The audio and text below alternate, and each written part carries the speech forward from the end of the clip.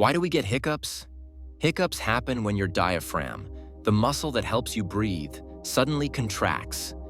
This makes you suck in air quickly, and your vocal cords snap shut, creating that funny hic sound. They can be triggered by eating too fast, drinking carbonated drinks, or even sudden excitement. Most hiccups go away on their own, but science still doesn't have a perfect cure. Curiosity sparked? Consider subscribing to the Curio Spark for more.